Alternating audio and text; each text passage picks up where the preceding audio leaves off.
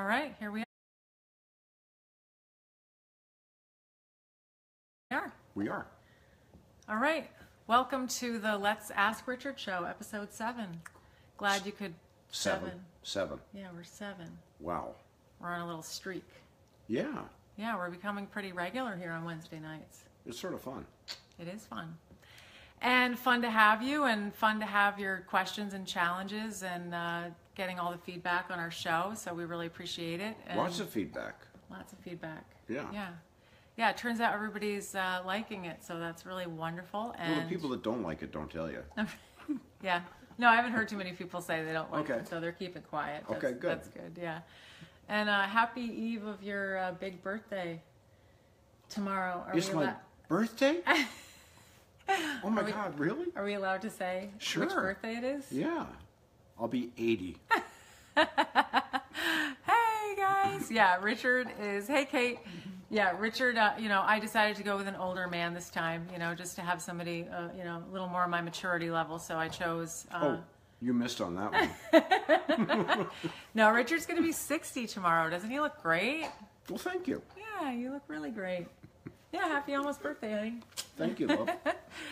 So thanks for coming out, and we're happy to celebrate Richard, and I really appreciate you being here on the show and Well, I like being here. making the Let's Ask Richard show happen. So The last Thank Ask Richard show, did you say?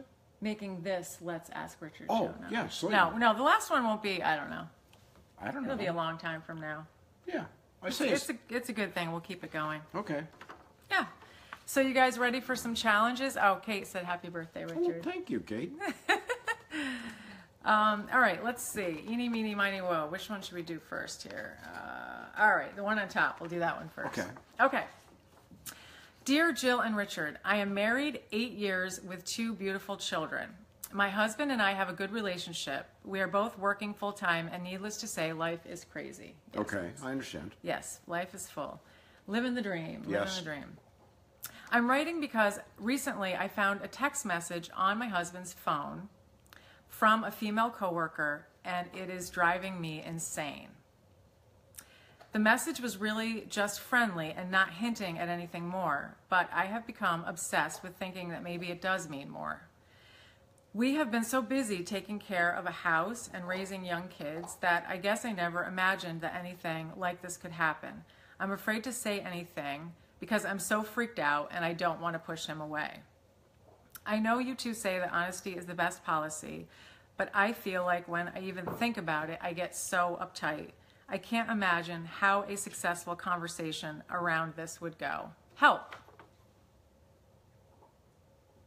I'm ready. I'm ready. You're ready. There's a book that I know you've read, and probably many of us read. It's called the 4 Agreements or the 7 Agreements. What is it? 4. The 4 Agreements. Yeah, I think there's also the 7 Habits of Highly Successful People. No, we're going to the 4 Agreements. 4 Agreements. Okay. And it reads a little corny, but one of the rules in there is don't make assumptions. And this isn't a foreign situation to any of us. We all just Right, make like, where's your phone? Where's my phone? Well, here, just check it out. But I understand where you're going. That it's like you somehow feel threatened by this message, and you are making the assumption that there's something going on here. Even though you say the message was friendly, you're sitting there and saying, "Why? What's going on? How I don't want to talk." friendly is it? Right. And Yeah. and I would urge you not to make that assumption, because you're probably wrong. And I think the book comes out and says that. And if you look at our own lives, the time that we've made assumptions about things in life, usually we're wrong. Like, you got a message on one of your Facebook posts right now, and it's just, and someone's out there saying, "I love you, I'll always love you." And you said, "No," and I'm thinking, what is this? He's talking about the earth. Right. And here I am going, it's like torquing me a little bit. It's like, what is this? And so you wait for the moment, you bring it up, and it's like, oh no. It's so, my assumption was wrong. I figured you had one. Well, why wouldn't someone be in love with you? But Thanks, Richard. still, yeah, honesty is the best policy. I would say at some point when you feel like you have the moment, and not too long from now, I'd mention it. I don't know. So that's my thought. What's your thought? Well, my thought is, in my experience with having a close relationship where, you know, you really have, you know, intimacy and you mean a lot to each other, jealousy is going to happen. It's a reality.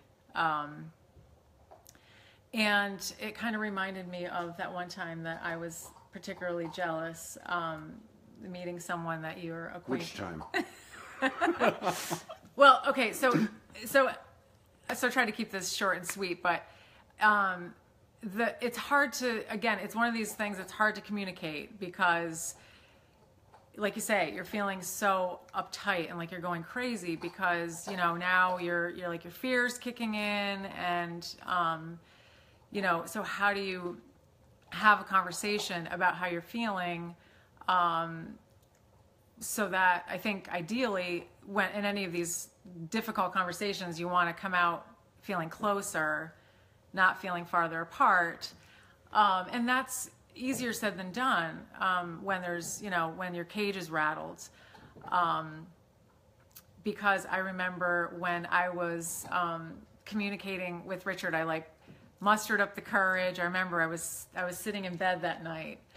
And he came in, and of course he said, you know, what's going on? Well, the nice thing is you wear it all over your face. Okay. Well, I remember my the first thing I said, it was a very memorable occasion, but the first thing I said was, you know, I'm so angry, because that's when you know, I definitely have abandonment issues, and when I get afraid, it's easier for me to go to anger. So I said, I'm so angry. And, you know, you're really good with me in these situations. And so he responded really well all along. And I have to say, you're really good at that. His response was, okay. And, you know, I think I really did kind of start out the conversation wanting more to blame him because, you know, for what was going on. Like, you know, you must realize what's going on. This, you know, there must be an attraction there or something like that.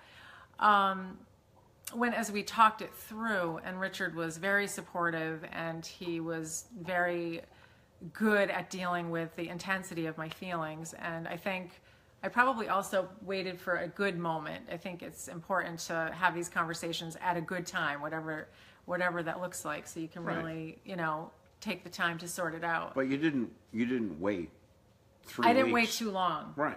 It was, no, I can't. I just can't live with that stuff.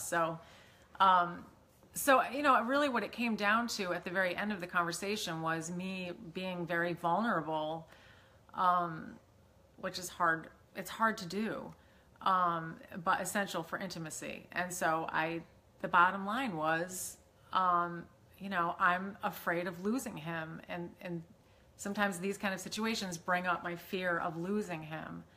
And then I'm just all vulnerable and exposed. And, again, you responded really well, and he reassured me, which is what I needed. And I think I even started out when I was in the beginning of the conversation, when I was angry, you know, I was like, I don't ever want you to text message her again. I don't ever want you to see her again. I hate her. And, you know, by the end of the conversation, you know, I felt so much better getting it off my chest. I felt so much, you know, more connected to him. And it seemed kind of silly then, and then I found myself saying, you know, I don't care if I text her. I just don't want to know about it. No, but it's not silly. Right, it's not silly. If you have a feeling, and it's eating at your heart, it's not silly to express it. Right, and it's also, you know, if you can really stay with it and have the courage and, you know, really get down into what it is. You know, it ultimately will. I feel like it did bring us closer. Like all these kind of, you know, situations that start out feeling so like staticky, they end up, you know, if we can sort it through, they end up, I feel, closer Well, to you. I think and our relationship has not been stumble free. And, it's not like we have the white picket fence outside and 2 kids and they're all playing Monopoly well together or something like that. It's, it's life and we have stumbles. But all the stumbles have helped put more cement in our foundation. Yes. So, yes. Yes. Thank you. And so we feel and don't make assumptions, and somehow use the opportunity to talk to your husband. Yeah. But Yeah, and it's a bit of a process, I think. Us women getting really in touch with our, our innermost feelings, especially these days where, we're doing careers, we're independent. The emotional piece, sometimes we get a little far from that and are having to, live in a more masculine world, and so all the more why, it's so crucial to get in touch with that. This is a masculine world? The working world, the career world, yes. It's Okay. a bit more of a masculine world, yes. Right. So anyway, thank you, and let me know how it goes. And if you want to talk to me, I'm here. Please do. If you need a little help, a little assistance, with having this conversation. And hi, Bob. Hi, Melissa. So, question number 2. If I can get the page flipped here. Hi, Richard and Jill. I am a single mom of 3 in my early 50s and hoping to get started with dating to find a great guy. Sorry, it's all taken. The thing that makes me most nervous is how to discern the good ones from the bad ones. At what point did you 2 know that the other was the one? Thanks. Wow. I don't know if you ever know if... I'm sorry, did you say it's time to ask Richard or not yet? Yeah, go ahead, Richard. I don't know if you ever know they're the one. The one's a big, big basket to carry around. Right. Well, we had a good first date. Good first date. Yeah, I thought you were fantastic. And you sort of work through it. You go on other dates. You figure things out. There's a bunch of things you carry around with you trying to assess what is the one. Maybe you want someone who drives race cars and motorcycles. And if they're not doing that, then the Bentley just isn't cutting it for you. But maybe you want someone that's... Hi, Amy. That will talk to you, that will just listen to you. What do you want for the one? So, big definition. So, when do you know? You know over time. That's right. My thought. Mm-hmm. Yeah. Yeah, well, for me, it was kind of a long story leading into my first date with Richard, which, I share a little bit here and there, in my emails and in my posts. And, sorry, we have a dog here wanting to play a little bit on the side. So my first date with Richard, I had a different kind of feeling with him. It was a feeling, I was comfortable. I was really comfortable with you. Like it felt really natural, and I felt really at ease and relaxed. I didn't feel like I had to, I didn't feel like I had to be anybody other than myself. And I felt like he appreciated who I was right from the beginning, and we clicked. And the other thing I think, is very important, especially if, I think I'll speak for the women. For me, I had some issues with men. I had some issues trusting men, and so I was a little confused about what love was supposed to feel like. And I think for a long time, I just thought, well, if I'm, if I feel really attracted to this guy, and there's like really good chemistry, that's a good sign. Where I've since learned that actually isn't a good sign. I flunked chemistry. Well, I don't know if I flunked it, but I didn't do very No, well. where I'll say that, I found Richard very attractive, and sorry, the dog's getting a little carried away. But I would say that the predominant feeling was that I felt relaxed. And we arranged to meet together for an hour, and I felt like I really didn't want the hour to end. I was enjoying so much talking with him. So, and I also think it's true what Richard says, that, it is really good to give it time, and to get to know someone slowly. And, this is why I have to, put in a plug here for my 12-week coaching program, because, there's some things to put in place and some things that probably have to shift a little bit if you are someone who, has historically chosen the wrong kind of person, or you feel like you're worried you're going to be attracted to the wrong kind of person, so that you can get clear, so that you can, be a little more present and aware of this whole, process of dating.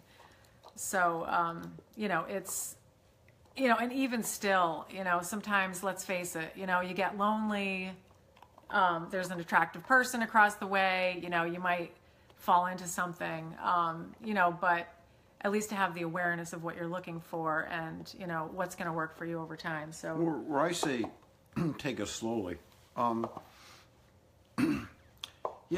let's say everything's going well. I meet you, you're great, I like you. But then later I find out that you're a hoarder, and that every day the FedEx trucks comes and they unload 17 Amazon boxes. It's like, I think that would be called an Amazonaholic. Okay, well, but it's like all the different nuances of a relationship. The one isn't the right one for everybody. So there's a right one for you. And I'm thinking, you just have to let your heart go there and be honest with your heart. Yes. And Richard was a totally different kind of guy for me than a lot of the other guys that I dated. And I feel like I started to know he was the one over time when I saw his character, and I experienced his kindness, and I saw how he was with my kids.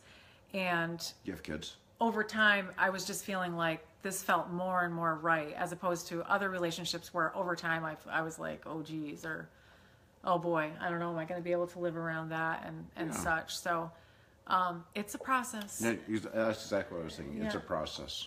Yep. Yeah. My father actually once said to me that you don't know someone until you know them for 4 seasons. And I don't know, that kind of stuck with me. I think there's something to that too, to really take the time, enjoy getting to know somebody, and don't jump in too quick. I'm not nice in winter. He's nice all year round. All so right. So thanks. That's a great question. Sorry, the dog. Well, the dog's here. He's going. We're one big happy family. Yes, so he's a cute dog. The question is he the one? How's he with your dog? Right.